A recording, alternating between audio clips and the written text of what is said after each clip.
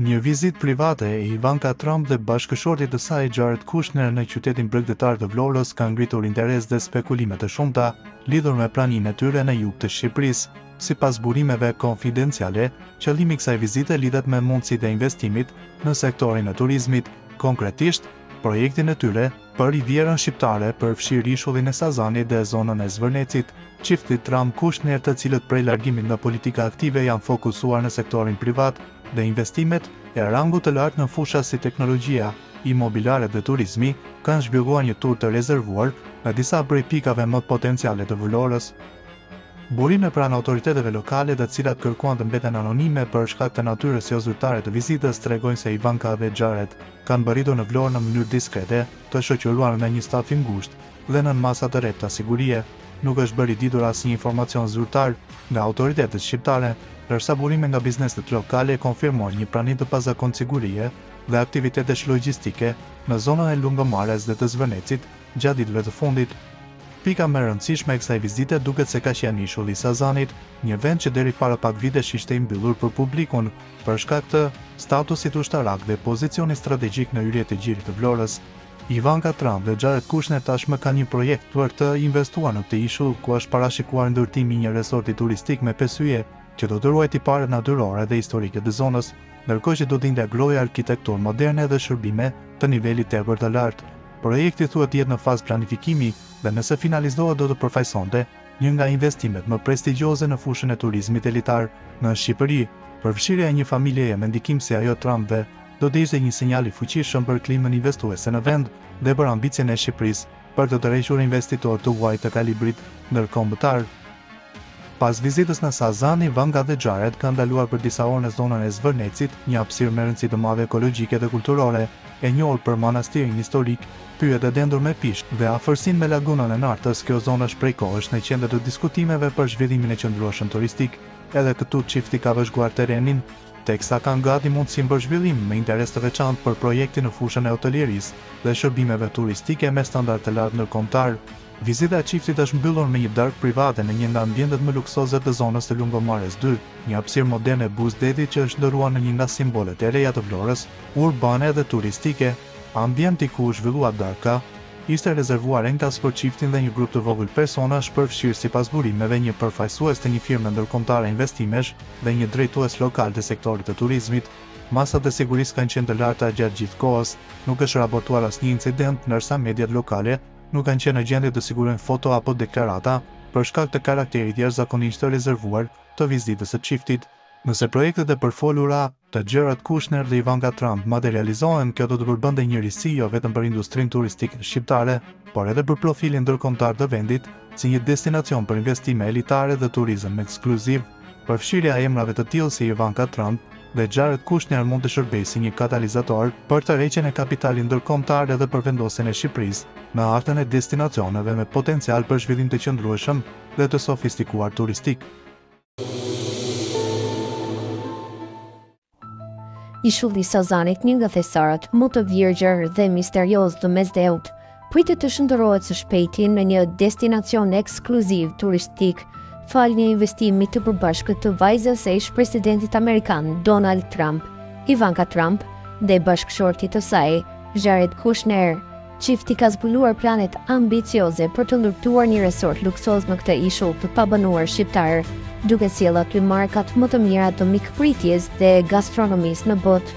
Në një intervistë dhënë së fundmi për mediat ndërkombëtare, Ivanka Trump ka treguar se projekti është frymëzuar nga bukuria e rrallë natyrore e ishullit dhe potenciali i tij për të kthyer në një perlë të turizmit luksoz në rajon.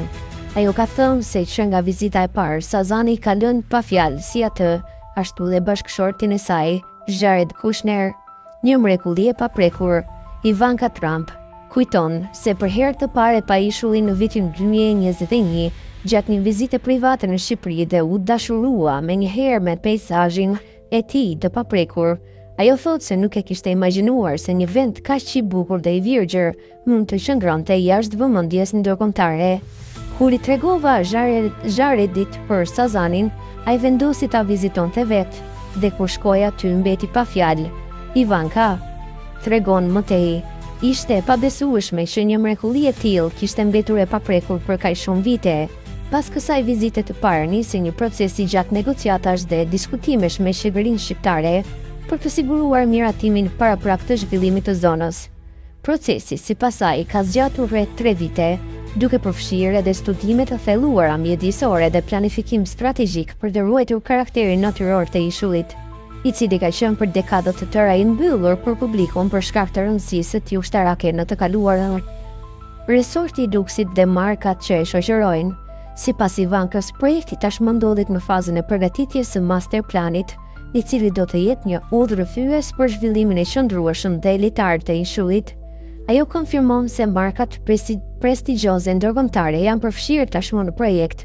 Do të jetë marka Aman, një emër i njohur për hotelet dhe resortet më luksoze në botë, që do të menaxhojë pjesën e akomodimit, hotelin kryesor dhe një seri vilash ekskluzive që do të ndërtohen në ishull. Ndërkohë, Carbone, një nga markat më të njohura gastronomike në New York, do të kujdeset për ushqimin dhe pijet, duke sjellë një eksperiencë të veçantë kulinarie për të gjithë vizitorët, tregon ajo. Projekti shkap vlerën e $1 miliard. Sipas burimeve të afërta me zhvillimin, projekti i resortit në Sazan pritet të kustojë rreth $1 miliard. Buxheti i maj përfshin jo vetëm ndërtimin e strukturave të banimit dhe argëtimit, por edhe zhvillimin e infrastrukturës bazë në ishull, si sistemet energjetike, furnizimin me ujë, kanalizimet, transportin detar dhe ruajtjen e biodiversitetit.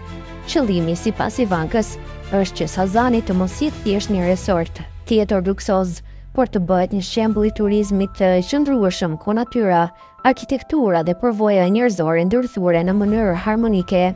Ne po punojmë me arkitektët më të mirë në botë për të krijuar një projekt që respekton peizazhin dhe historinë e ishullit. Sazani ka një trashëgimi unike që nga mbetjet ushtarake deri te biodiversiteti i rrallë.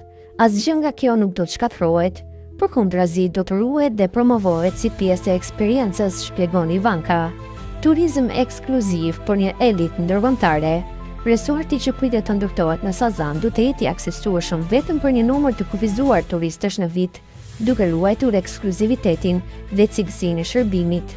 Turistët do të kenë në dispozicion helikopter dhe jahte për të mbërritur në ishull, ndërsa çmimet pritet të jenë të krahasueshme me resortet më luksoze të botës, si ato në Maldive apo ato në Amalfi të Italisë. Turistët që do të zgjedhin të pushojnë në Sazan do të duhet të paguajnë shuma të konsiderueshme për natën. Disa paketa ekskluzive mund të shkojnë deri në $20,000 për një fundjavë, por ata do të marrin shërbimin më të mirë të mundshëm, me kuzhinier të famshëm, vila me pishina private, shërbim personal 24/7 dhe qasje në aktivitete të veçanta si zhytje në guvat e ishullit, eksplorime të nëndveshme, apo ekskursione kulturore në brigjet shqiptare, shton Ivanka.